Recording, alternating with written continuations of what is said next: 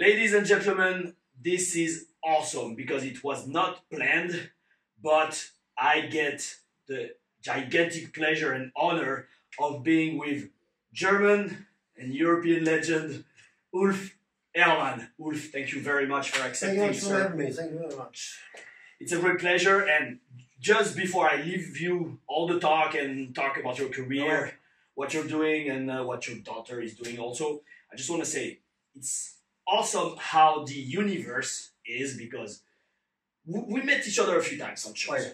But really, we connected last year for the first tour of Pro Wrestling Cyprus. Awesome promotion. Thank you. We had a great tour. Awesome. Yeah, great crowd. With the Comic Con, Cyprus Comic Con, thank you very much for having wrestling. Thanks for us. Thanks for having us, and hopefully we'll come back next year, bigger, stronger, and get more people in. There you go. That's the spirit. Bel esprit, as we say in French. And so last year, I remember. So we were not a lot of guys, like 6 guys, like 4 guys and 2 girls.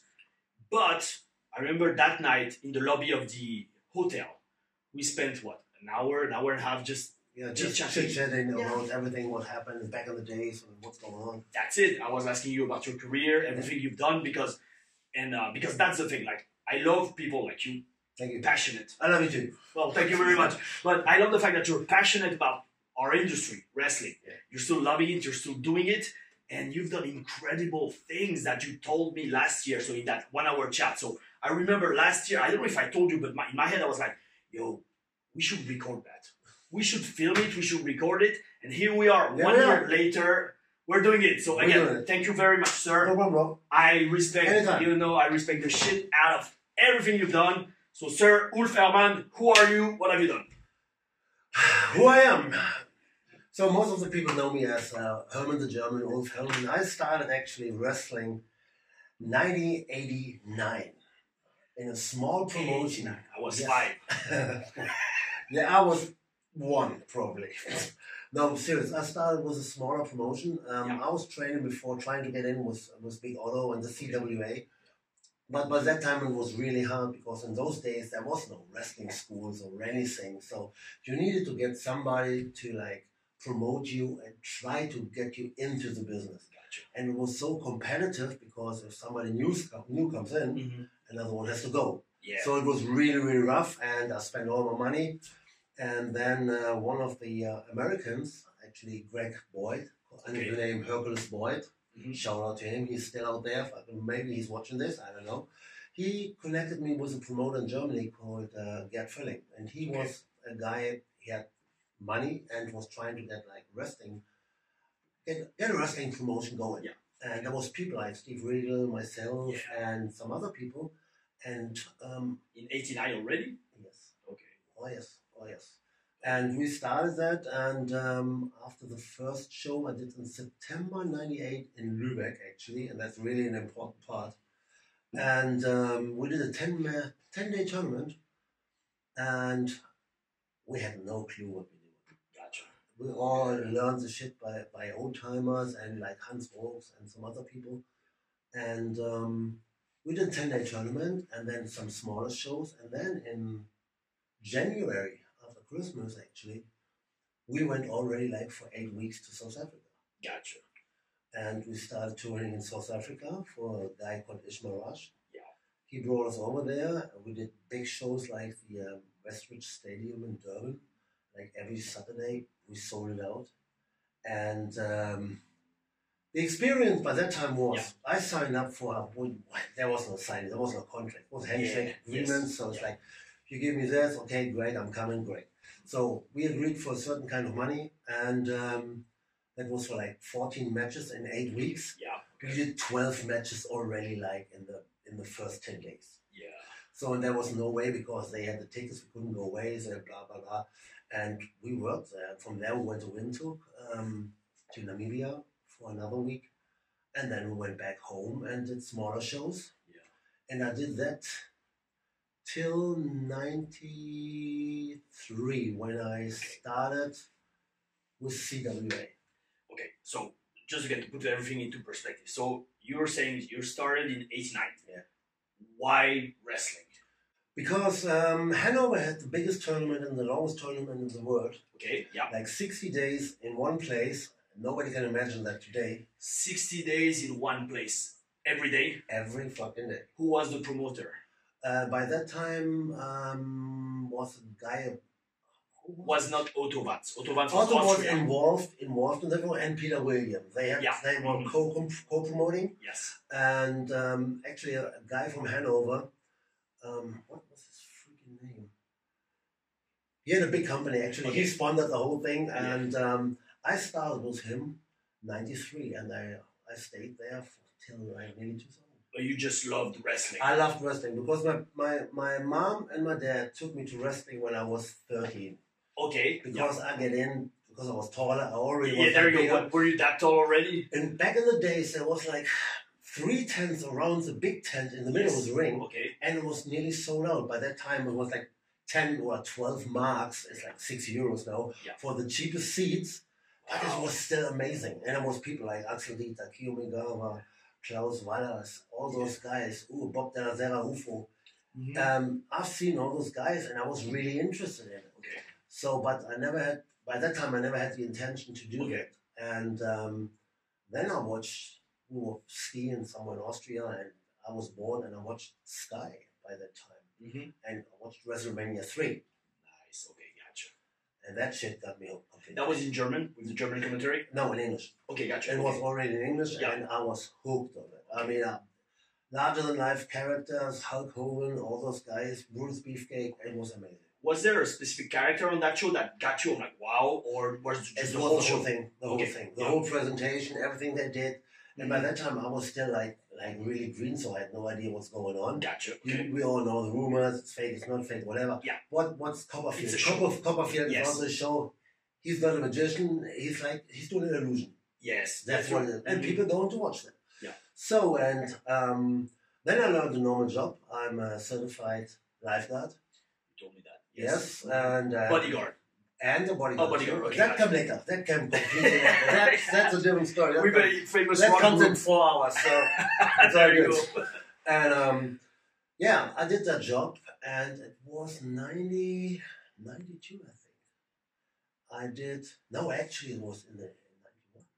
Mm-hmm. And I had the opportunity. They got me in and checked me out, like all at once. And Peter Williams checked me out. Gotcha. And there was guys like Masaharu Funaki, Wojtek Polanski, Alpha the Samoan. Yeah, yes, those big guys. They put me in the ring and beat the living shit out of me.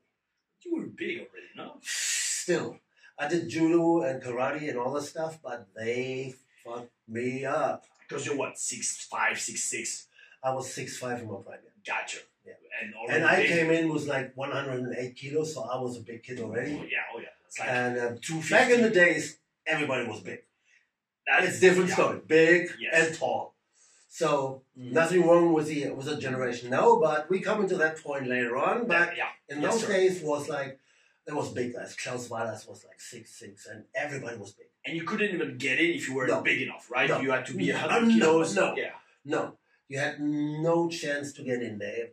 I've seen bodybuilders getting in the ring, and after like half an hour, they're puking and they're gone. Yes. So they did that, and my friend was actually waiting outside, and I had no clue because they really fucked me up.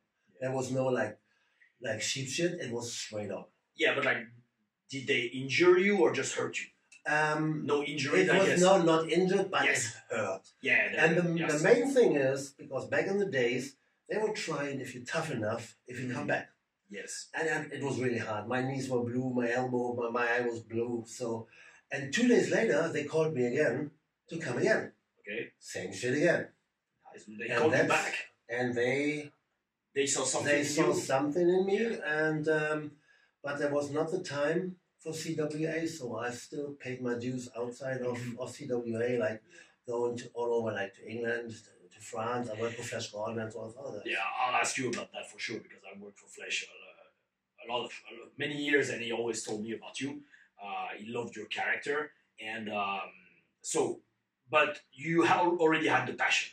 I had the passion. Yeah, and I knew it is something. My philosophy is, in your life, you have probably one time a chance to make something for a living. You really have it into you. You really want to go. Maybe It's one chance. Some people get two chances. But there's two ways. You can do it and you fail, but you tried it. Exactly, yes. Or you don't try it and it can come now after a week, after a month, after a year, after 10 years. And you try to find out what happened when. Yes. So I did it. And for my career, I'm happy what I did with everything. And if somebody asked me if I do it again tomorrow, if I had the chance, in a heartbeat. Okay, so you started being a fan when you were about 13, then WrestleMania 3. Wow, but you were already wrestling when you no, not yet. Okay, got you. Then you start Germany, right? Yep. Okay, then slowly build your way to getting booked with the big promoters at that time, early 90s. So how did you get in with the Otto Vance and all those guys? Like, what made it click for them for finally? The main thing was when I went to England, I worked for Brian Dixon. Okay. And there was guys like Dave Taylor, Fit Finlay, and they saw something in me. How were you in the ring? Were you feeling comfortable, or did you feel like you had like weaknesses, or how was it? I was still learning. Still today, you learn every day. Yes. Every day. It's like I've seen crazy shit, but you learn every day. And I was still green, but England was like, because it was constantly, like working twice maybe a day, but it was constant work. So you got like a routine in and... All-Star Wrestling. All-Star Wrestling, Brian Dixon. Yes. Brian Dixon, hey. Was he on TV at the time? Not by that time, no. Okay, gotcha. No, not by that time. And we did some copycat stuff, so it's like he had like... Spider-Man. He had LOD, British LOD, oh, Johnny South and all the stuff. And it was fun. Yeah. We stayed in Rock Ferry, Liverpool. I really enjoyed that one. And I stayed a long time. And then when that happened, I got a call from Peter William that he wanted me for Bremen. What year? For Vienna. What year? 93. 93, okay. 93. How were you, like, did you already have a body at that time? Were you working out? I was working out still, constantly. Did you have a character, or was it just wrestling? No, my character was like, I was just there. Wolf Herman the German. The German, yeah, okay. Actually, the Herman the German came with a CWA. Okay, yes. But I was Wolf Herman, and I had a few other names. But the character I did later, with Rammstein and the fire breathing and all this shit, it developed in CWA. Gotcha. So in England was more wrestling oriented. Wrestling. Learning the job, basically. Right, exactly. Who did you learn the most with? Do you feel like all the old timers? Drew McDonald. Hey. Yes. He got me signed. He was the one that put me in touch with WWE. Drew McDonald was a shit. Drew McDonald was a good friend. I did a few trips to South Africa. A little bit crazy, right? He was crazy, but in a good way.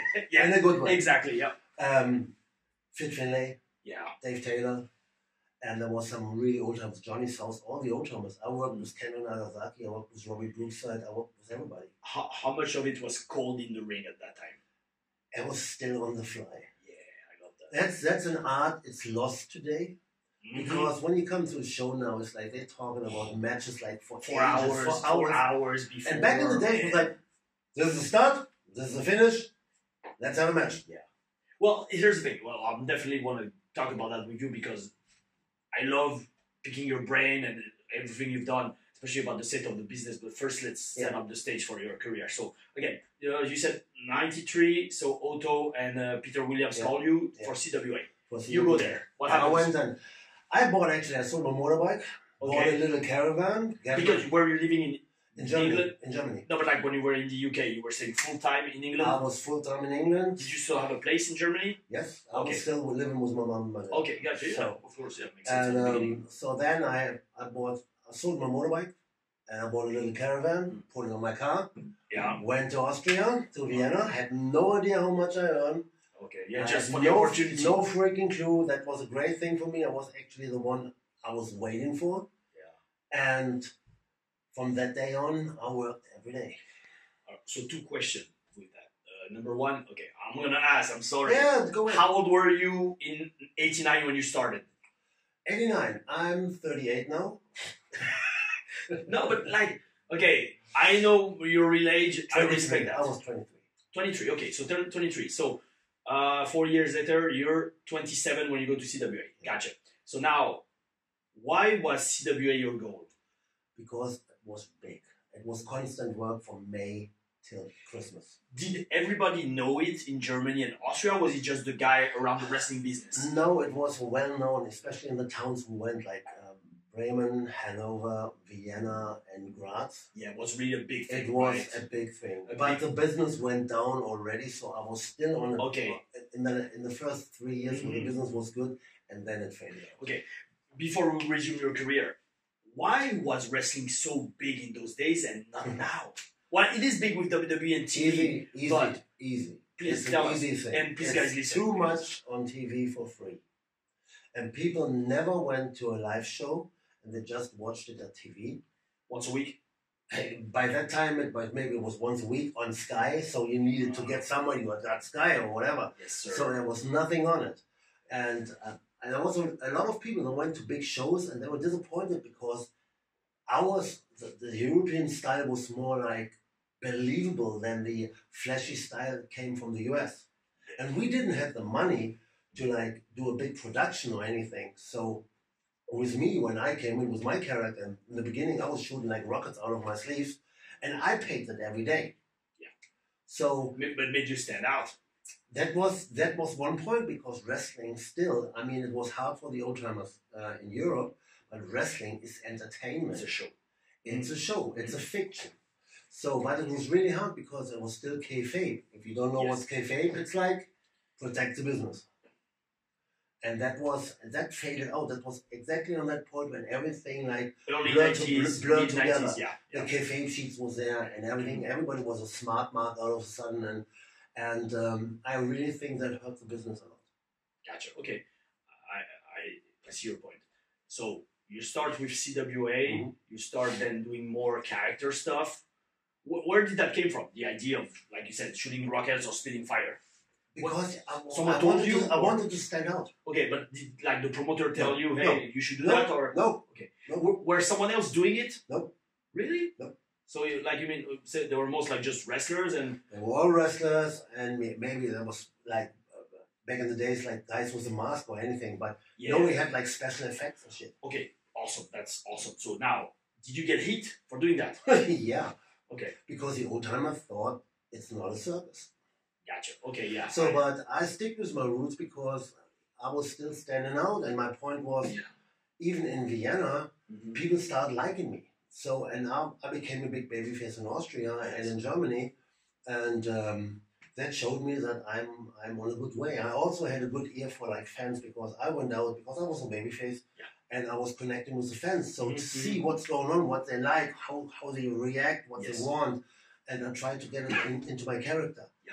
And then I developed everything back to like spitting fire, because the shit was too expensive in the end. Yeah. I was shooting like 10 German marks. It's €5 for everybody out there, but I paid it by myself. Yeah. So then I started breathing fire.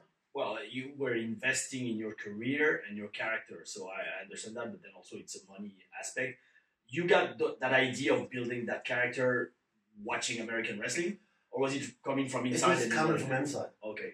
It was like a feeling what can work and what not. And the thing was, I was already like, I'm a big metalhead and a big rock music fan. Yeah. And I was already like working outside from the stuff with rock bands. Yes. And I was working seeing the shows, I guess, and the production. And I did like tours with Rammstein and all this stuff. And then when my song was Rammstein, I used the Rammstein theme song, and it was perfect with the fire. So, and then I developed everything together, and here we are. Okay. And in CWA, you met my trainer, Lance Storm. Oh yeah. He's the one that trained me. Oh yeah, Lance Storm. Lance was with us for 2 years, for 2 seasons. Yeah. Great guy. I just saw him back in the US. Yeah. And he's a trainer for, he's a producer for TNA. And great mind for wrestling. Yeah. Great mind for wrestling. Great guy.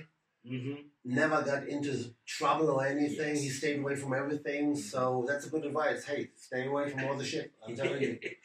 Yeah, but then also that gets you heat. That gets you heat with some old timers too. But sometimes you have to make a decision. Lance always had that saying, because he was awesome to train with. He taught me all the basics and gave us so many good advice. Yeah. He said him and Jericho, they started together, and Lance was always about, you make it in the business according to how good you are. But then Jericho was like, no, you you make it in the business depending on who you know, who you get along with. What do you think about that? 50-50. Yeah, I think so too. Be at the right time at the right place. Yeah, and be ready. And be ready. That's it. Be good enough when the right time and the right place. That's one advice. When you go to a wrestling, if you're a wrestler and you be trained already, and you go to a wrestling show, take your gear with you because you never know what happens. Yeah, and never stop working out. Nope. Always go to the gym. There's so many guys, like you said, well, the business now is a lot different. But I see so many guys, like young guys, when they don't get bookings or when their career is not going good, they just quit everything. They stop working out and they look like shit. And then they realize, oh, why am I not getting any bookings? Well, when shit goes hard, work harder. That's the thing now. It's like we have wrestling schools in every little shithole on this planet now. Because you can that's the thing, you can get a ring, 4,000 euros, you get a ring. That's it, get a ring, put some shit together. You have no idea. You saw it on YouTube. Hey, what is it? I'm a YouTube wrestler. Awesome, great. Yeah. But that's not wrestling. But back in those days, to get a wrestling ring was hard. It was hard and expensive too. Yeah. Because that's what the thing, again, we're going a bit sideways here, but I always think like, what transitioned the business was number one, internet, but also the fact of being able to get a wrestling ring easily. Yeah. Because if you don't have a wrestling ring, you have no shows and you can have a school. But now that you can buy one for $3,000 or euros, that's it. It's just everybody gets into wrestling, which might be a good thing because then it makes it accessible for people. But then on the other end, it's a lot of. I don't see it's like it's good for the business because the quality of the wrestling is really low on those levels. And they're putting shows on, and people they are probably interested in the wrestling, going to those shows. Yeah. She has seen a shitty show, completely up their ass, and that's it. They never go to another one again. Yeah, I got you. Okay, then, so you're in CWA. Yeah. Let's go back to that. CWA, and then I don't know if the next step is ECW. Was there something between CWA and ECW? Was there Japan or? No, Japan is a place I've never been. Okay, gotcha. Well, you've been there recently. Yeah, I've been recently. We'll go to that. Japan is a place I've never been. I've been to 48 different countries. I worked in 48 different countries. Congratulations. Thank you very much. And we went to like Middle East, we went to Africa. Back in the days, it was like in the wintertime, you went like for 2 months to Africa because there was wrestling. It was still big before. Every day? No, not every day, but they had like 4 or 5 shows a week. Oh, that's good. Oh yeah, that's good. Oh yeah. Well, today, if you get 2 a week, you're happy. Yeah, probably. Yeah. And it was great because it was cold in Germany. So what we do? Go to South Africa because the summer there. Awesome. Yeah. Awesome. So again, so CWA. What stood out in CWA? Who were your best opponent? What did you learn? What did you like? What didn't you like? The best opponent I've ever had, and I have to say that, and all the respect, Fit Finlay. Yeah. The best wrestler in the world. You can ask anybody on this planet who knows him, who's seen him. He's the best man in the world. Hey, shout out to Fit Finlay. I own you a lot. There you go. And Dave Taylor. Okay. Well, because they were in CWA. They were in CWA. Who else? Actually, like Franz Schumann trained also with me. Everybody was like trying because Franz Schumann, wasn't he like a Bret Hart a little bit? He was trying to copy completely the whole 9 yards. I know. The whole 9 yards with the glasses, everything. I met him in Austria 4 or 5 years ago for a show. Was it, forgot the name. Yeah, I shook his hand. I was like, yo, I love this guy. He was in shape. He was in shape, but he had like kidney problems, and I think he had a kidney transplant or some stuff. And I hey Franz, if you hear that, shout out to you. There you go. But there was really a great turf for learning the business. That's why the Japanese office, like New Japan, sent the young lions over and stayed there for like a year. It's like Tenzan or Kojima, Nakajima, Hanzo. Everybody was there. Gotcha. And Chono was there for 2 years, and he met his wife in Germany. He's still married to her. So. Okay. And were you there when Chono was there? I was there. I actually was there, but nobody was training me. So then I went to a smaller promotion, but Chono was still there. Awesome. And I've seen Hashimoto back in the days. They worked together in CWA. So in CWA, how would you define the style at that time? What made it different? What made it such a place? Believable. It was believable. There was no high flying. Okay. I mean, for my weight and everything, I did like the cannonball, like the Mick Foley cannonball from the apron. I did it the first time ever on Finlay because he trusted me, I trusted him. He said, just do it. And that did like the plunger over the top rope. Yeah. But that was like unique because nobody else did that. Because now here's I remember my question now. So you mentioned how it was every day, every night, the same time for like 60 days. Oh yeah. So obviously you have to change the matches every day. And so let's say you're working for Otto or Peter Williams, and what do they tell you? What do they tell you to do? Like, hey, because when I interviewed Brian Dixon, God rest his soul, he told me as a promoter, what he wants is I want people to make some noise. I want people to always be part of the show. Oh, yeah. Was that what they wanted, or more like, hey, give me a good match, give me something believable? What would they tell you? It's like go out and have a great performance. Okay. That's what it is. It's like when you went out, and by that time we had round system, so we did 5 rounds. Every matches? Every match. Okay. There was maybe a special match. Okay. Where there was no rounds, like an Ironman match or something else. But the normal match card was like 5 rounds. Same with tag matches also. Tag matches. Okay, and was there women wrestling? Sporadically. Okay, gotcha. We had some guys like from England, like Nikki South, Johnny South's wife. Okay. And John like Kate and all those guys. But it was different than the wrestling today. Okay, why? Because hard to find good talents, or just it wasn't in the culture? Wrestling was a man's thing? It was like it was not so in common. Okay. It just came up, and I got nothing against it because we come to that later. Yeah. But I had nothing. But there was the talent also was not there. There was some French people. Yeah. And some English. Yeah. And I don't know if Italy had some. I don't know. I never saw by that time in Italy Italian wrestling, female wrestlers. So, but back in the days they had like France and freaking England. You mentioned Flash Gordon. Yep. When did you work for him? Flash Gordon is a very, not famous, but very busy French promoter who's been... And tired as hell. But that's not a bad thing for a promoter if you're tight, if you pay your wages back nice to your opponents and to your wrestlers, it's good, but some promoters are not doing that.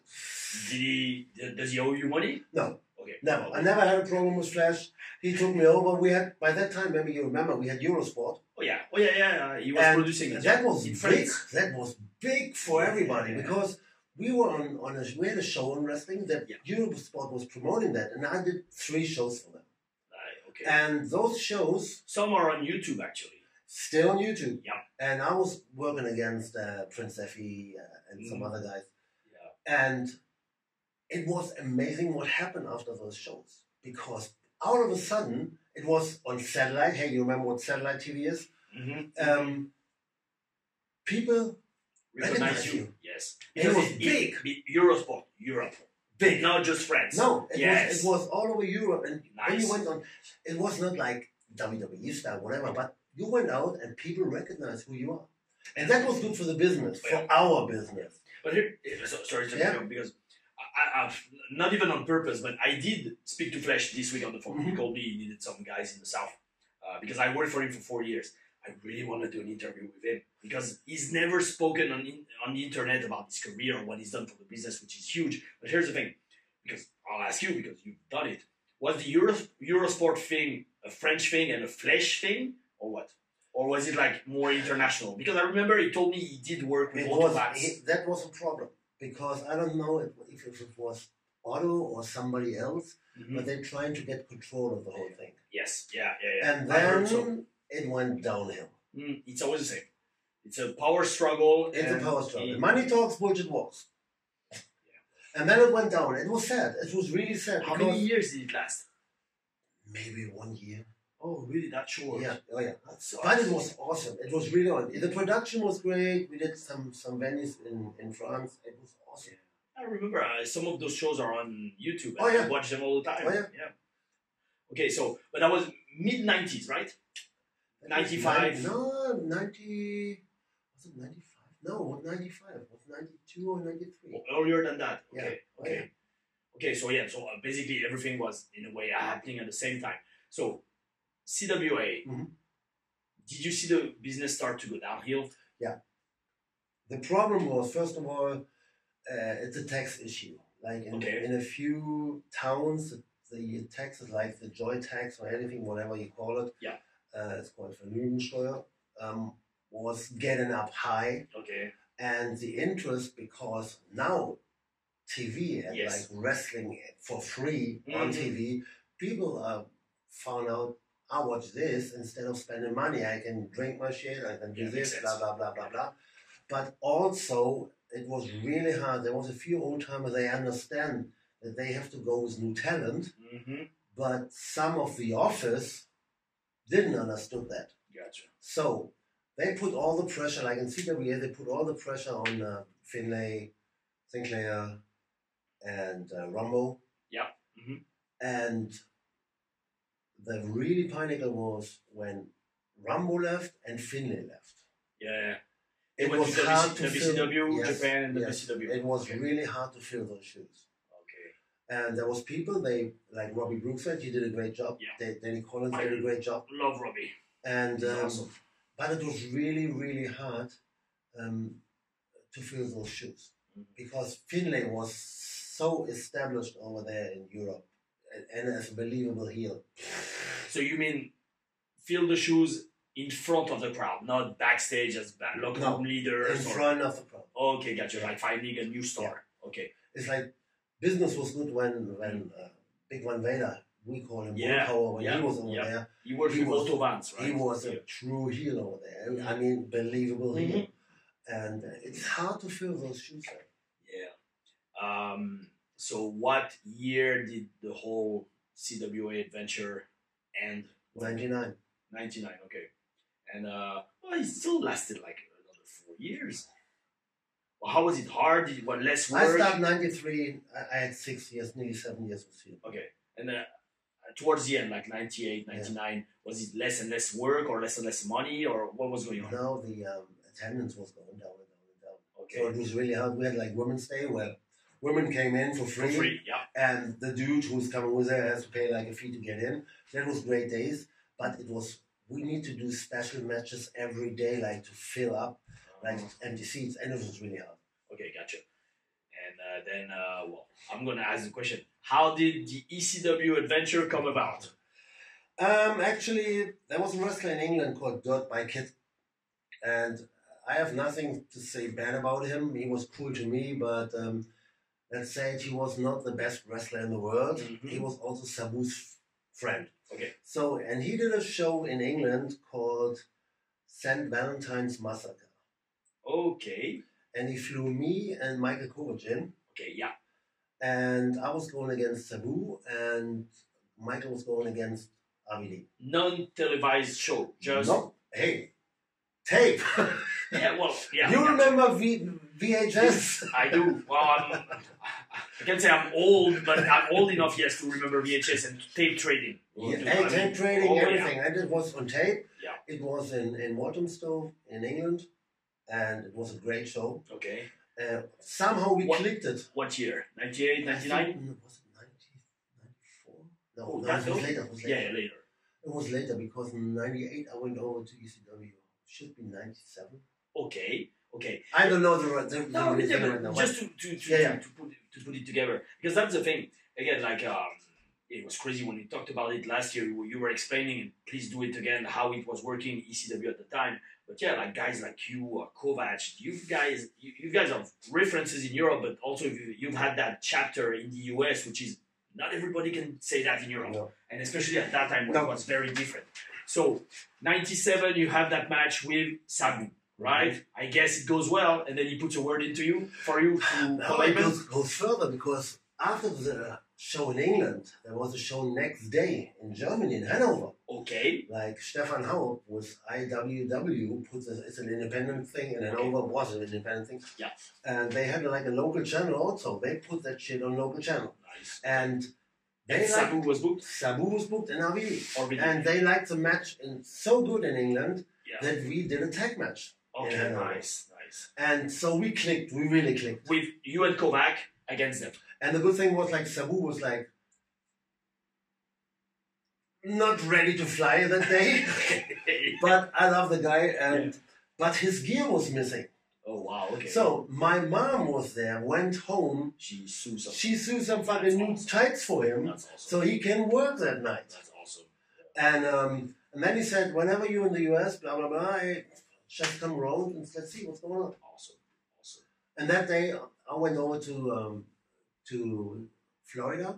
I think it was my dad, and I stayed with RVD. Actually, we worked out in the place is called Kissimmee Muscle. It's like a powerhouse. Oh yeah, bro. I know. I don't know if It's it's still owned by a but friend. Kissimmee, it's like south of Orlando. Yeah. It's a friend of mine who owns that place, and it's still there. And the Dudley boys, like up to like 3 years ago, had the wrestling school in the back. That's it, yeah. So, and we were doing like, he was doing his split shit and everything. And but the thing with him was he was going like 1 o'clock in the morning to train. Yeah, because 97 was especially the year they all started to make ECW big. Like 97, 98, 99 was like ECW. Like not big like WWE or WCW, but it was pretty big. So I went over there and Paulie had a look and he said, dude, yeah, whatever it is. Blah, So blah, blah. you like you said, you went to Florida like what, on holidays or Just on holidays. but still with wrestling in your mind, right? Still there, fucking trying to meet up with RVD and with Jerry Lynn. Yes. He was still living in Florida, so we meet up and we had a great connection. Okay. And then he said, hey, whenever you come over there, let's see what Paul says. Okay. So, and then actually I was invited to the first ever pay-per-view, Barely Legal. Okay. What town? You remember the town? Philly. Philadelphia, okay, yeah. Broad Street, right there at Reckner. Hey. Invited as like an extra? Like, No, hey, I was just invited as a guest by Terry Funk. Okay, nice. Because Terry Funk, I knew Terry Funk from Germany. Dave Finley introduced me. Terry was a great guy. Okay. Great mind for wrestling. I love him. And they had an achievement banquet the night before. Okay. And he also is like, there's a video, it's actually a black and white video. On YouTube, maybe you find it. It's a Life Achievement Award, ECW, Terry Funk, and I'm there, and he introduced me to the whole crowd in there. Awesome. So it was like, here's my German boy. Awesome. And by that time, I lost like maybe 25% of my interest in wrestling because I've seen everything, and I didn't know where it's going. Yes. Because the business, we didn't know how the business reacts in Germany, what's going on, and Barely Legal changed everything. I was standing in there and I was fucking mind blown. Backstage or in the crowd? Both. I was there with my dad because everybody who knows me, my dad was a big part of my wrestling career too because he supported it. Okay, which is good. And in the end, he was also when I was working for ECW. He came over. He was hanging out with my boys. Awesome. And he was like accepted by everybody and similar to what I'm doing with my daughter. We'll get to that. Yeah, but it was awesome, and then it's like we went back home. So wait, so you said sorry to jog, but again I want to stick on that one. So you said Barely Legal changed everything. Why? It was different. It made your fire ignite completely again. But why? What happened? It was different. It was different wrestling, different style, the style, innovative. Gotcha. Not just the crowd. Oh, the crowd was like over the top. Did you talk with Paul Heyman at that time? Yeah. How was it? I'm still talking once in a while with Paul Heyman. How was it? He's a legend, man. For me, it was great. Did you see his Hall of Fame speech? Yes. Oh, man, that was. Oh, yes. He's awesome. And I learned a lot. The whole ECW experience for me was a learning process. Because I learned I'm loyal when I'm doing. If I say something, I'm doing it. But I also learned like ECW was a place where the people worked for the company, not for themselves. Yes. It's like today everybody's working for his high spots, for his fucking internet fans, blah blah blah blah blah. But nobody's working for the company together, and that was different. And Paul was great in like bringing up your positives and hiding your negatives. That was a big point of it. So you were invited at Barely Legal.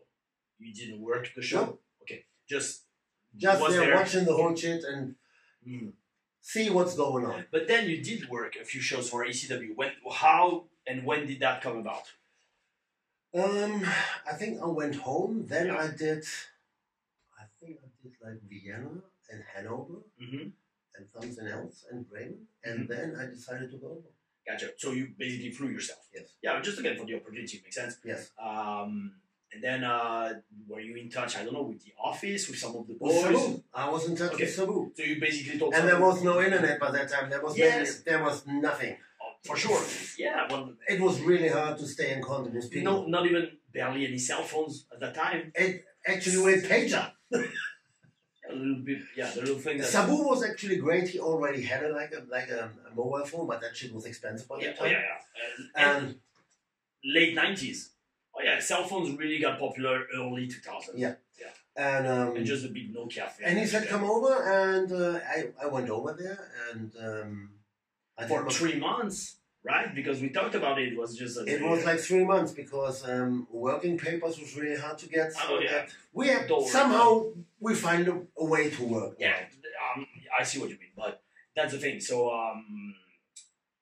so you go there for 3 months, staying in touch with Sabu, and is he like, "Don't worry, I'll get you booked," or "Hey, just come with your gear and see what happens"? Exactly. Okay. Exactly. But because Sabu had a high standing there, and I was part of his clique, like Sabu, RBD, the FBI, Tommy Rich, Dreamer, we all clicked. Awesome. So, and what did they like in you? You think? Maybe I was German, that's why. Well, I don't know. Well, you're lucky because maybe they like the German. Nobody likes the French. So it's like I'm really easy. It's like if you don't piss me off, I don't piss anybody off. I'm happy to be there. And the fire was there again. Yeah. So and I really wanted to work. And they put me in with Doug Furnace by that time. Nice. And I did a match in Belmar. No, was it Belmar? Somewhere in New Jersey. I don't remember.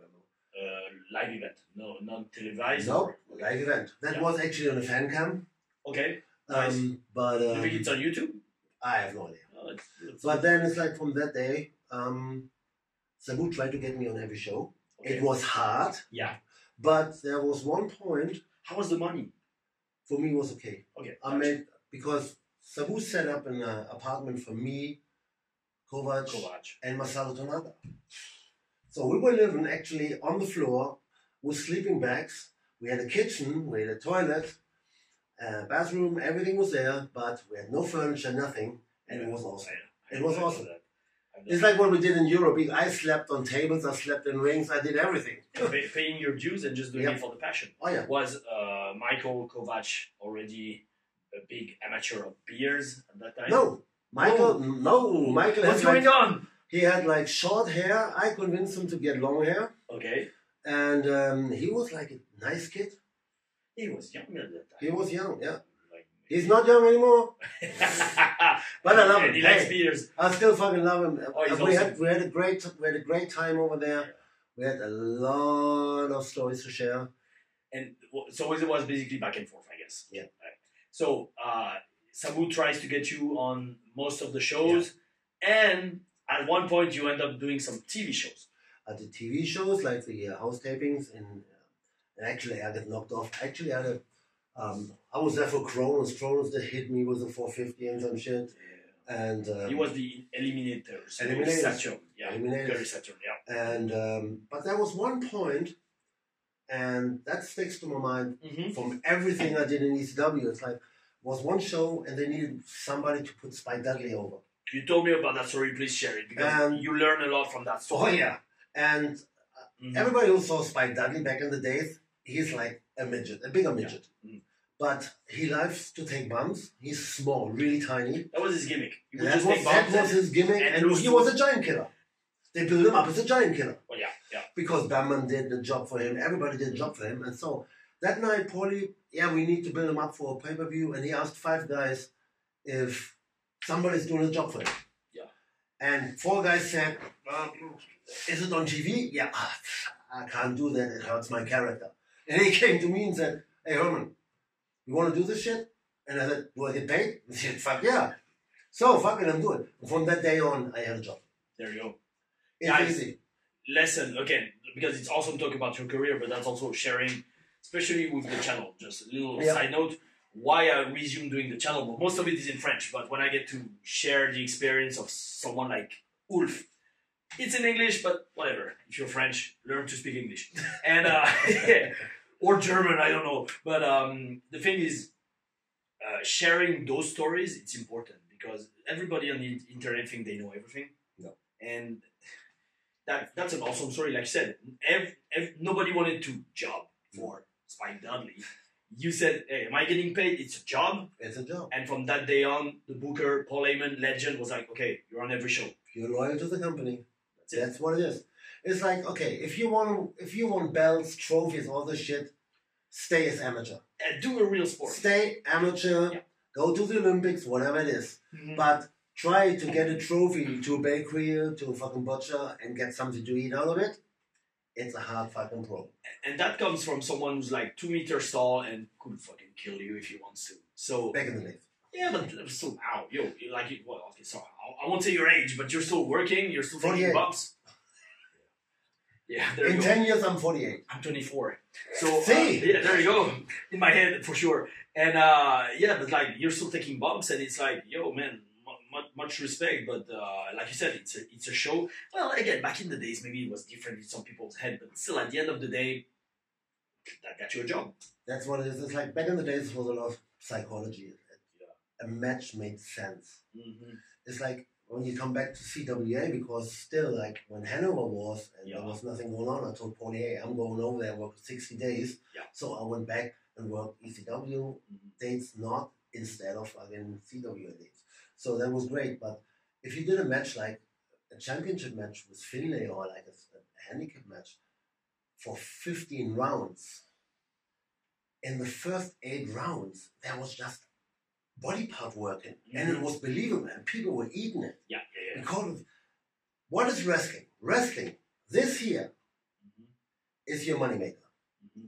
If you have a dead face and you have not the ability to transfer pain or passion or whatever to the crowd, stay away from the shit.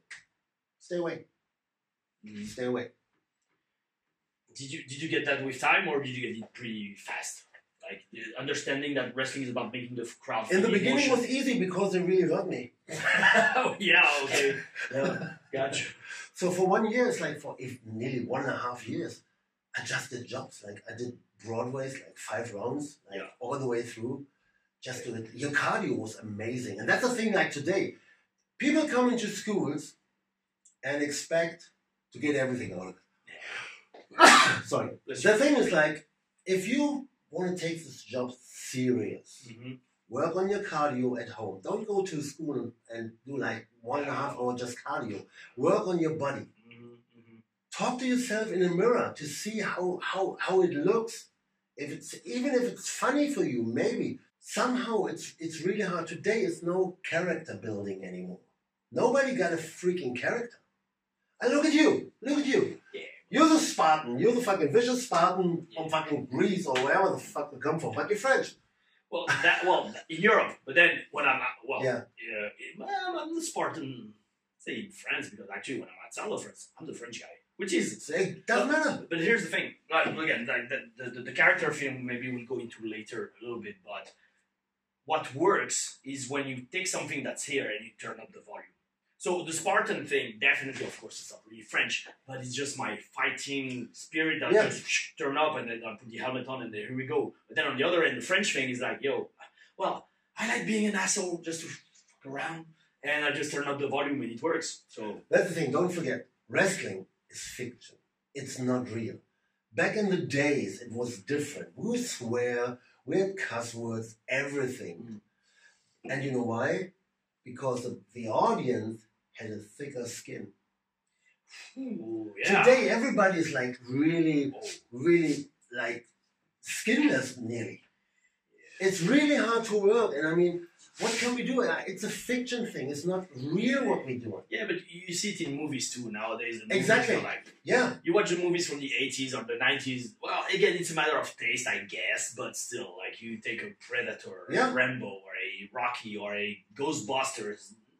Yo, those movies were like, very... Changes are great, but sometimes they're useless. There you go.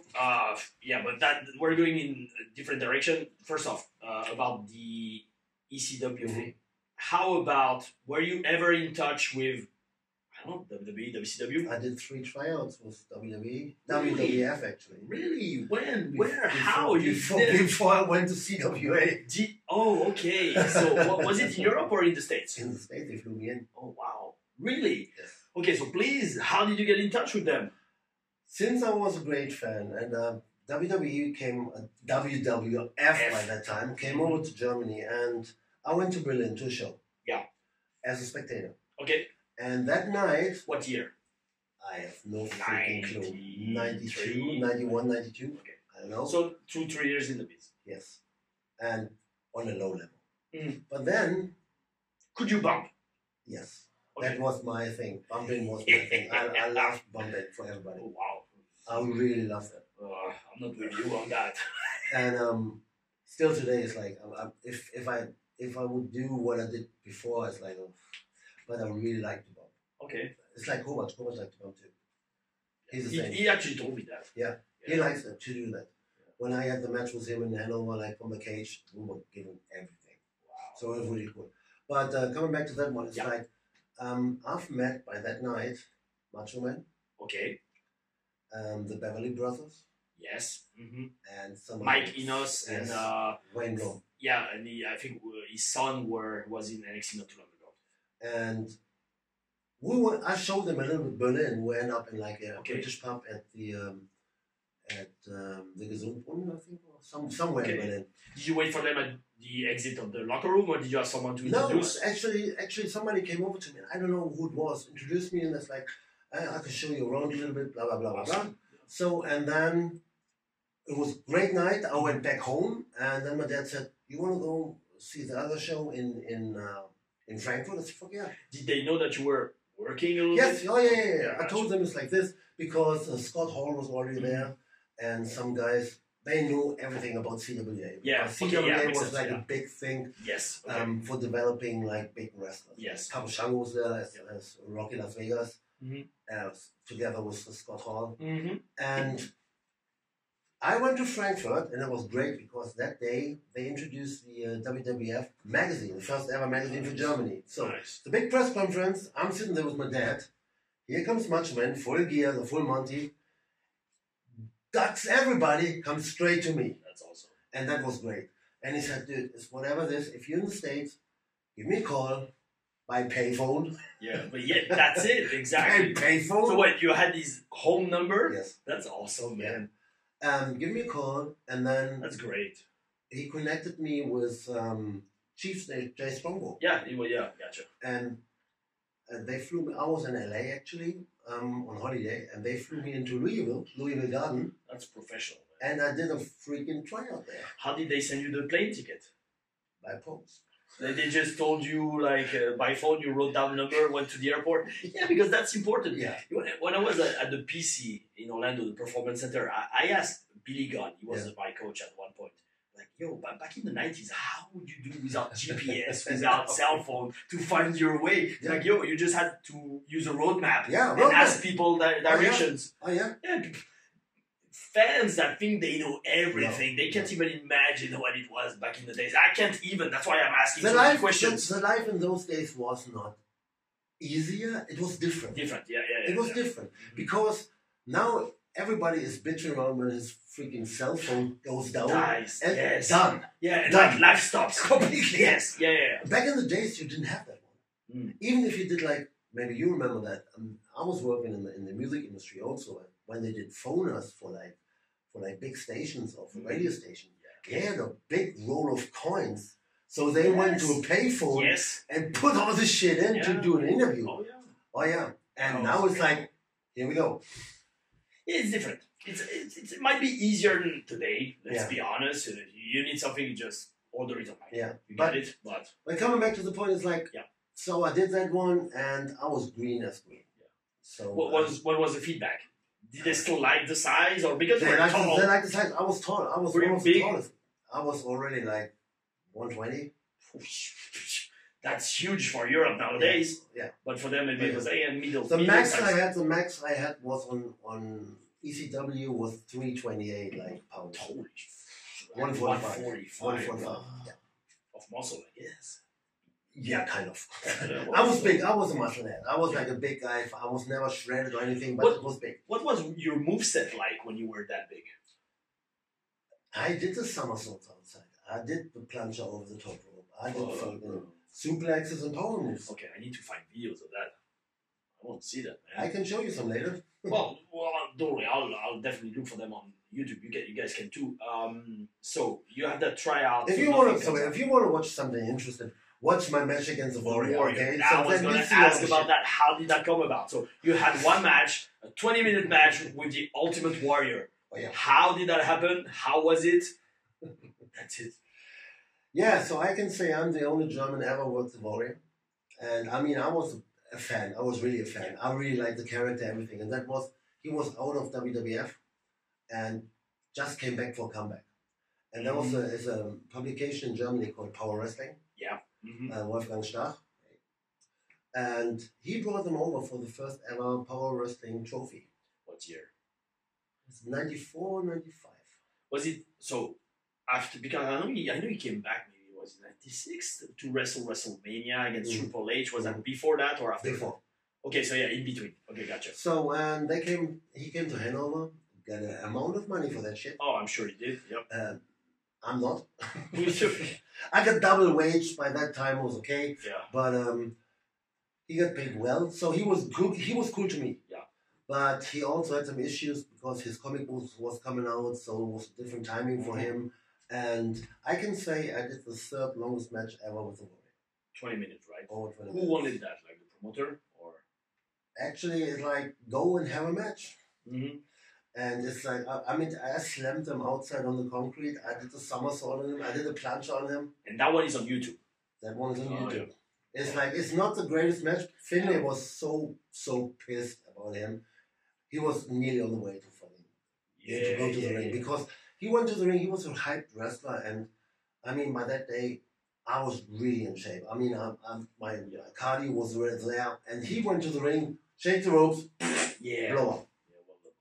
I never met the Warrior. I almost met him actually. That was like in 2008. He was about to do another comeback for NWE in Italy. Yeah. And I was in San Bernardino at that time training with Jesse Hernandez at his school. And I remember when they were training and Jesse comes and he says, "Hey guys, sorry, I need the ring. Can you please go?" I'm like, "Okay, hey, what's going on?" Warrior is going to come in to train for his comeback. I'm like, "Okay, no problem." I never met him. I almost did and almost got in the ring with him. And that's the match is on YouTube, so I think I watched it. Like last year when you told me about that, I'm like you said, it's not an awesome match, but like you said, only German to wrestle the Warrior and maybe the third longest match that he's ever had. So I mean, the first big guy I ever wrestled was Papa Shango. They gave me that one, 93. Papa Shango, so Charles Wright. Yeah. Godfather, Karma. Big guy.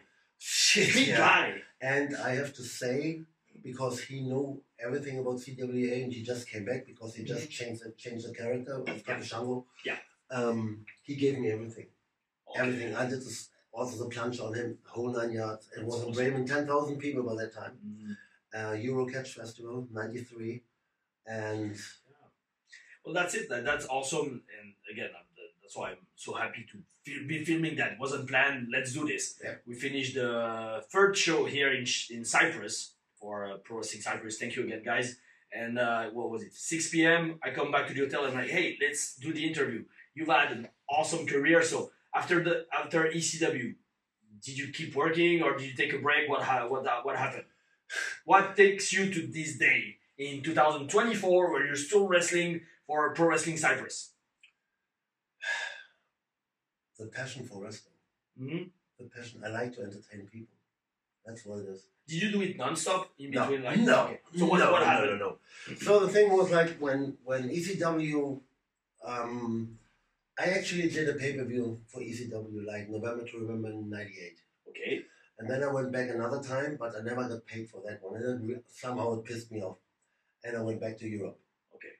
And with being an original ECW member. Yes. You were backstage for the first one. I had like a hype. And actually Barry, the guy from Cyprus Pro Wrestling, called me in for FWA in England. Yes, he told me he was part of that, yeah. And that was like ECW night. It was awesome. We did all the shit they did over there. End of the 90s? Yes. Okay. Yes, into the 2000s too. Was Doug Williams part of it? No. No. He just came in for 1 or 2 matches. I did actually my first match against Doug Williams. Okay. And was FWA Crunch. And I went in there and we did all the shit. It was a great match. And then later on we had ECW guys, we had Brian Danielson, CM Punk. There was a lot of indie guys. It was actually the first company with Alex Shane and Elizar Cabrera to bring like indie stars in. Samoa Joe, everyone. At that time, that's when I really started to be following not only wrestling but indie European wrestling because I went to Lenses School in 2006, but like 2002 when I got internet, high-speed internet, I was really everywhere online, and I definitely remember the name FWA. Yeah, NWA Analog also in England was pretty big. Irish Whip Wrestling in Ireland. There were a few places in England that were starting to get big. Not so much in France. The thing with FWA was mostly they had like Morecambe and Walthamstow, and they had like big venues, actually up to like 1,500, and they did one big show, Crystal Palace, with like 3,000 people. And there wasn't much wrestling, indie wrestling at that time. No. I guess Brian Dixon was very active, and it especially was like indie stars because the indie wave just swapped over with all the kayfabe sheets and everything, like Danielson, AJ, everybody came over. Jerry came over and some ECW guys. Yeah. So, and we did that for a while. And there was one incident. We did a show in, what's Walthamstow? No, Bethnal Green in England, in London. And I was working with Michael Woodbridge against the family, Paul Travell and his family. Okay. So they were the big heels, blah, blah, blah. And the spot was, we set a table on fire and launched Paul Travell through it. So Mike and I powerbombed through the table. So, here's a table, set the shit on fire. Fire blew off. That's it. Went to a fucking naked table. What is Mikey doing? Get a fucking lighter fluid, put it on his back, and torched him. We lost that night. We lost. It's funny. It's funny or not, but that night we lost the venue. The venue. Yeah, oh yeah, I'm sure. But he was not injured, so it was just his t-shirt was burning, but it was a scary moment. Yeah, well, especially I can imagine setting someone on fire. But it's part of the show. Oh, yeah, it's great. Hey, he's on fire. Awesome. Yeah. But and the next step was I did anything in Europe. Did you work in France early 2000s? Like, did Flash book you a bit or? Sporadically. Okay. Sporadically, because as we said, like I get my money, but it was also like it didn't flew you in. I drove myself. Myself down there, so it was like not like, hey, here's your ticket, blah blah blah. No, fucking make your way. yeah, especially back in the days. Situated like early 2000, was that, like you said, like sporadically some wrestling show up until today? No, the thing is, I also, when CWA went down and with the ECW stuff, I already was involved in music. Yes. Like being a bodyguard for like big bands like System of a Down, Rammstein. I started with Rammstein 6 years. Yeah. I did Evanescence, I did Korn, I did like Alter Bridge, I did a lot worldwide or just in Germany? Worldwide. That's awesome. You traveled a lot. Yeah. Okay. I've seen everything I've seen with wrestling. I went again with the music industry. Okay. So I did like, I did Ozfest 92. Yeah. With like up to 85,000 people in California and stuff. Why the bodyguard thing? Was it something you wanted to do? It just came up because I did a tour with Rammstein in the US, and the tour was called As a Bodyguard. As a Bodyguard. Okay, yeah. It's a bodyguard. I'm a friend, and I'm actually the guy for everything. So I'm not pushing cases, and I'm not a roadie. Yeah. But I'm there for the main guy, like the lead singer and the band. Yeah, you need something. Yeah, gotcha. Exactly. Yeah, and we did. It was on 9/11. I was actually supposed to fly on 9/11 over to the US. I was on the way to the airport. Got the call. Yeah. Stay home. And that was 9/11. That was 2001. Just 2 weeks after my marriage. So, and I got the call, so we called it off. We went over to Denver that time, and I've started hanging out with the Slipknot guys and System of a Down, and it really clicked with Darren Malakian from System of a Down. Yeah. And after that tour, there was nothing going on because in that time Rammstein was taking at least a 3-year break or whatever for the next one, so I needed to do something. And they asked me, "You want to come?" And then I hooked on with them. So connections. It's always networking. And I'm sure, yeah, there you go. And I'm sure it was paying more than wrestling, or not. It's paying more. Yeah. Yeah. There's two things with stress level. There's positive stress and negative stress. Mm-hmm. I can handle positive stress. Like as a bodyguard, you have like a job with at least 18 hours a day.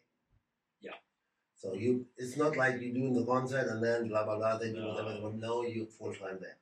But it's awesome, and the money was good. Everything was good. Everything.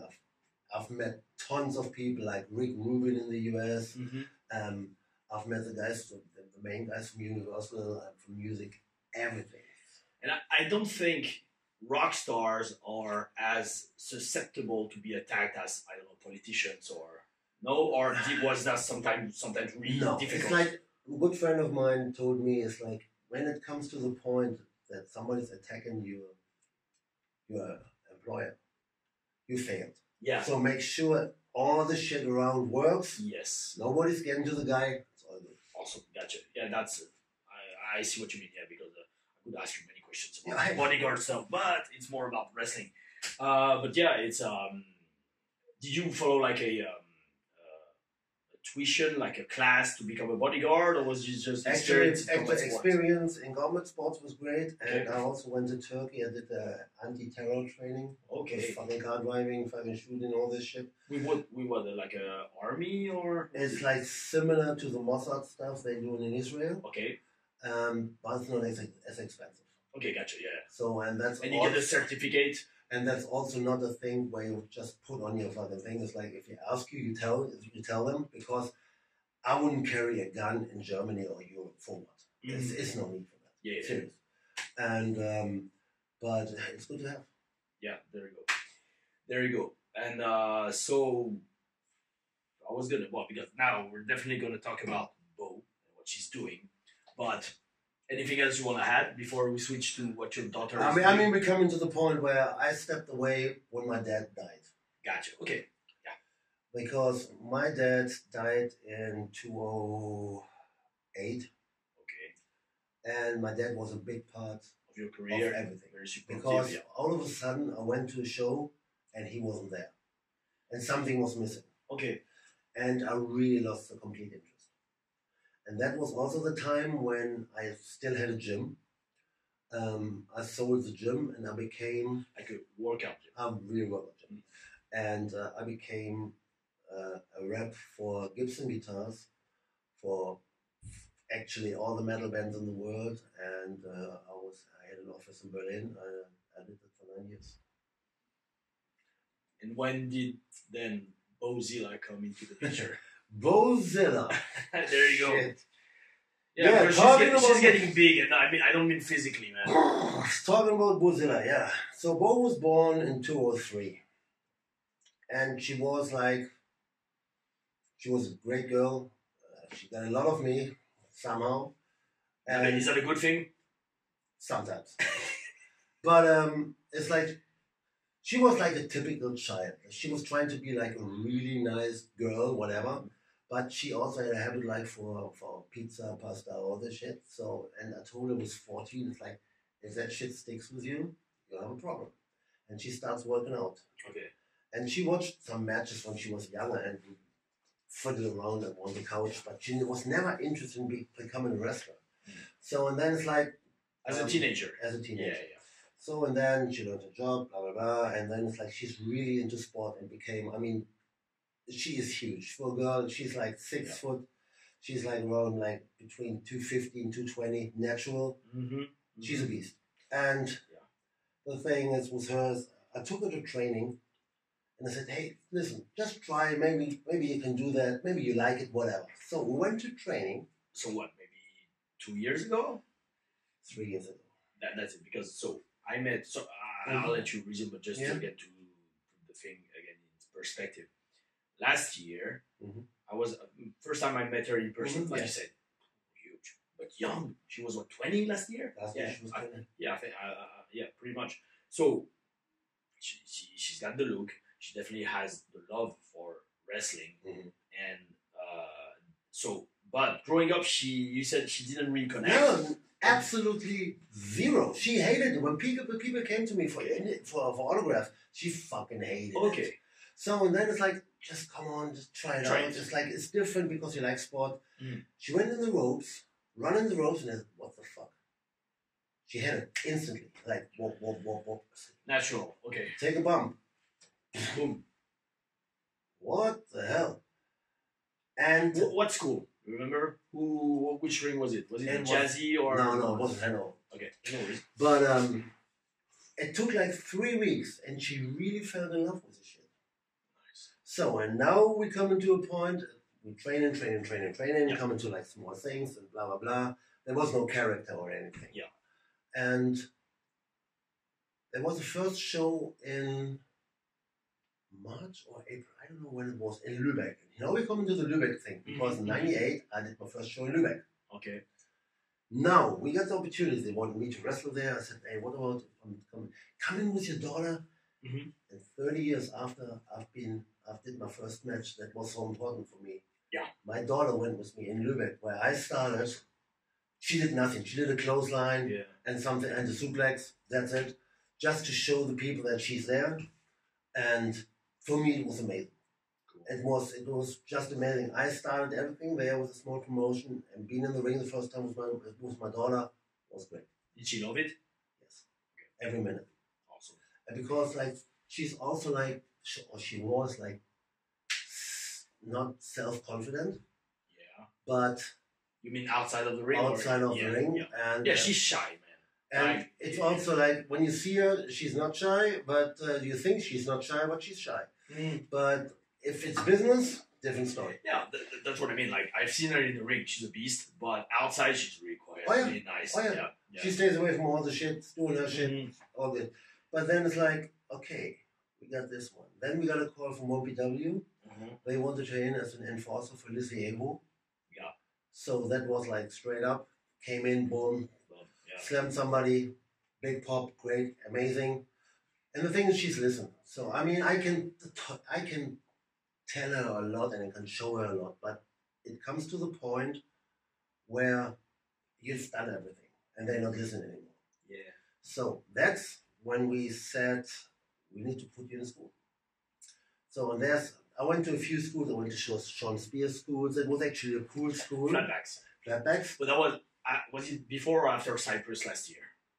Wasn't it after? That was actually, we went to Flatbacks before because we went on holiday. Yes. And then we did Cyprus. And then where she became champion. Yeah, also. And then we went to England to an Impact TNA show. Yes. To see my friend Scott D'Amore. There you go, yeah. And I said, I know Scott for 30 years. He started at the same time when I started, and the cool thing is, like, Rhino started there, Joey Legend, a good friend of mine, Edge, Christian. That was Toronto area. The whole thing. And it's another good story from ECW days, because when I came back from ECW, Rhino was one of our stars too in CWA. He said, hey, listen, how is this shit? It's just blood and blah, blah, blah, and all this. I said, no. It's everything. It's comedy, it's violence, passion. It's everything. It's passion. And he said, okay. I said, dude, next time you come over, I introduce you, all good. And he came over and we did a tryout match in Grand Rapids, and the rest is story. And till today, I have to shout out to Rhino. In every interview, he mentioned that I helped a lot of people in the business too, and anywhere. But he's the only one who really mentioned that I helped him with it. I really appreciate that. That's unique. Yeah, he always looked. He came a few times in NXT when I was there. He was always awesome. You can tell, when you have a legend that comes and sits with the boys, he sits with the young kids, changes with them. He's like, he's a real one because they have their own locker room. He was married to somebody in Hanover. He had some of his roots there. His daughter was there, so it was great. It's every time it's great to see him. Like Dreamer, when I see Dreamer, it's awesome, and all the old timer ECW. But coming back to Bo, it's like, okay. So you're looking for a school? I was looking for a school, and Joey Legend said, why not go into fucking Scott D'Amore, Windsor? And back in the days, I lived in Lansing, Michigan, so it's like 1.5 hours from there. And I said, fuck yeah. And so we went over to Impact. Yeah. And Bo was actually memorized also by Will Ospreay, a good friend of mine. Mm-hmm, Hey, Will Ospreay, the GOAT. I'm telling you, the GOAT. And his girlfriend was there, Alex Windsor. Alex Windsor. Oh yeah, she worked for Flash when she was 19. I love both of them. Yeah, she's awesome. Great guys, great family. Mm-hmm. He deserved everything. He worked. He works hard. Yeah. He worked really hard, and he really liked it. And said, "Hey Scott, what about if I send him over to you and just train him?" And he said, "Yeah." So Gail Kim actually checked her out also in the ring, and she was also impressed by her size and everything. And she was what, 20, 21 at the time? She was 20. Yeah. She was 20. So then she went like in November, already like 6 months over to Canada. November 2023? 23. There you go. So less than 1 year ago. Yes. She stayed there like, we found a little flat, like a big house with everything. Was really cool. She financed the house. And she never made money because we said, if you work there, don't go to the US without work papers now. No. She was just concentrating on working with Josh Alexander. Learn the job. Yeah, he's good. Giselle Shaw. Yeah. Trained by Lens. I know. And also Johnny Bravo. Yeah. And Scott. Okay. Well, good. So, and there's another guy, El Verso, Dan. He's also great. And they had a big ring and they went in there and she trained like 4 to 5 days a week. Nice. And also apart from that, she went out and did her weight training also. And she loved it. She really, really loved it. And now she's killing it in Japan. And then in February, I got a 2024, I got a message from Japan. From somebody out of the Star Wars world. Actually, it was one of Rossy Ogawa's sidekicks. Okay. And he said, yeah, blah, blah, blah. We're interested in bringing Bo over. Are you interested? I said, fuck yeah. Okay, so we send you all the shit over. Was that for Stardom or the new company they were about to? They already had like talks about that they want to do something new. Yes. I remember. And but we had no clue what's going on. Yeah, gotcha. We said, because it's an opportunity you have to take. It's like, hey. Especially Japan. And I mean, you fucking 1.5 years in the business. Yeah, well, yeah. So it's like, okay, we do that. And it was for 3 months. That was a call. It's like, yeah, we set you up with... I guess a dojo type training deal or like... No, straight in. Okay, gotcha. Straight in. Because we had no idea how Marigold works. Yes, okay. So we didn't know what it is. So it's like, and then they announced Marigold in April. Yeah. And 3 days later, she was on the roster. So they told everybody that she's on the roster. So you got the call in February, but they made the thing happen only in April. Yeah. Right? So because she was still, in February, she was still in Canada. Training, gotcha, okay, yeah. So, and she came home in April. Yeah. And then... How did they know about her? Internet. Okay. Yeah. Gotcha. Social media? Important, guys, like, again, I know business change, but the social media, you gotta sell yourself. And the thing is, like, because she really sticks out of everybody. I mean, it's like every girl looks the same now. It's like they have all the same stuff, all the same hair, and she's different, but she's still feminine. So, and coming back to Japan, because we're coming to that point shortly. We got the visa, we got everything. Yeah. Flew over there. Got 4 days before the debut show at Korakuen Hall. My daughter had 22 matches. And they put her in the main event at Korakuen Hall, sold out 1,800 people against Julia, Utami, and Suri. And she came out as the MVP of the night. Yeah. I was crying. I was fucking crying, serious. I knew it will work because with her body structure and everything is something that's missing in Joshi for a long time. It's like Aja Kong, Bulna Khan, all those powerful women. Not Dam Matsumoto was not Dam, or Monster Ripper was different. It was more violent. But it's like a big, powerful girl. Yes. And Rossi really loves her. Nice. And it worked out completely. And she went over and the crowd in Korakuen loved her from the first moment they saw her. She's different, like you said. And I mean, a month later, she did already the pay-per-view for the belt. Awesome. Yeah. Does she love it? Yeah. It's the thing now is we're coming to a point where it's a little bit. She's getting a little bit homesick, but I think it's a complete different life in Japan.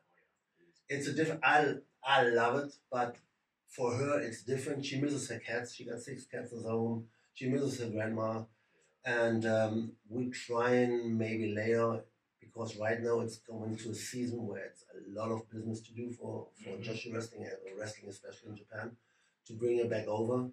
But time will tell where we end up. Yeah, it's again the way Destiny, Universe, God, call it however you want, works. It's everything happens for a reason. Yeah. But yeah, I'm really watching and following what she's doing, because when I met her last year, she was awesome, and I could tell, yeah, she's got something. For everybody out there, check out The Real Bozilla on Instagram. I'm telling you, check it out. Because you don't have any social media. I have nothing. I don't even have WhatsApp. I know. Yeah, like it was 2 days ago. I wanted to text you, hey, Ulf, what are you getting? And I'm like, wait, it doesn't even come up on WhatsApp. My daughter's going completely nuts on that shit, and she convinces me. And actually, this is one of my first big ones for you, brother. Yeah, but that's the thing. Like again, well, first off, thank you very much. But the thing is, man, like you know what? Well, I don't want to finish on that, but I'm still gonna say it. It's like I hate the fact that in Europe nobody does that. Talking about European wrestlers, legends, whatever you want to call them, that have been there and been doing it for years. They've got so much story to tell. Many guys do it in the US, like like Taker, Bischoff, Russo, Al Snow, Jim Cornette, like guys that have been in the business for years. They do it, and I love listening to them. But then I was like, in Europe, wait, nobody does it. Now the thing is also like now everything is exposed already. There's nothing to expose anymore. Yeah, but still, your career experience, like how it was working at the end of the '90s, how you got in, like well, it's exposed, but nobody really talks about that stuff. No, it's like the paying situation, the mayhem that was going on. Yeah. It was a different life. We lived in caravans. We lived like on campsites. It was a great camaraderie. Yeah. It was different. Today it's like they're coming in, doing their matches, and they split. There's no fun in the locker room anymore. Well, depends which locker room. Exactly. Today was a great team. I loved it. But if you come to like other shows, it's like, wow, dude, it's like. But the thing is, and also that's why I wanted to do that interview first, because your story is interesting. But like I said, now you've got Bo, like doing very well in Japan, and of course we wish her the best. And if she works hard, she's got the passion, and everything's aligned, she's gonna go far. But she's got that story of, hey, I'm a second generation. That's one thing, and there's not a lot of second generation female wrestler. Charlotte? Not even in Europe. No. Much less in Europe. No. So that's something that you definitely can build on, because at the end of the day, okay, if you're second generation, but you're technically your dad or mother, whatever, has not been doing big stuff, but bro, you were, like I said, ECW original. Paul Heyman could talk about your story. And like you said, like you were, when nobody wanted to jump for Spike, hey, I'll do it. I'm a pro. I'm telling you, wrestling gave my family a lot. I own wrestling a lot. Yeah, and that's also. And one guy, like you probably know, Salvatore Bellomo. Oh yeah. Bellomo was one of the guys who tried to train me in CWA rings when I came in, and he said, "I don't want any money of this shit. I do that for free, but do me one favor. Whenever somebody comes to you and asks you, do the same for him." And pass the torch to that guy. He never won the money, and that still sticks to my mind too. Well, guys, I guess in a way that's what we did tonight. Yeah. Ulf, anything else you want to add or what? Hey, I mean, I have tons of story, even from the music shit, whatever it is. I think this is not the last time we're doing this. Well, not the last time, but hey, why don't you do a podcast? With you together? Fuck yeah. Well, hey, maybe we'll see. Anyway, I'll make sure to tag you in it, send you the link when it's online. I'll try to put some pictures. I'll see. No problem. Thank you very much, guys. Thank you for watching. Hey, watch this guy because he knows his shit. Well, I do. He knows his shit. If you gotta watch me for something, I love this shit, but also respect to people like Ulf that have been doing it for many years, even though you're 48. For a few moons. Yeah, for a few moons. But man, you're still here doing it. I can feel your passion, and that's why I wanted to do it. For 1 year, I've been like, I need to film that, and we've done it. Okay. Thank you guys for watching. Take care, be safe. Oh oui, oui, Bel Esprit. Take care, homies.